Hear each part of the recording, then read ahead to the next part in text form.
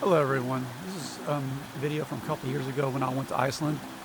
I had the Mini 3 Pro and I was using active tracking, and it follows me, then it stops, then I have to go back, follow it, come back to it. So enjoy the video. Later on in the video there's one where it's trying to decide between me and this lady that was walking over there, and it just couldn't decide. Made a bad choice because it picked me. But oh well, that's the drone life. But enjoy the video, and talk to you later.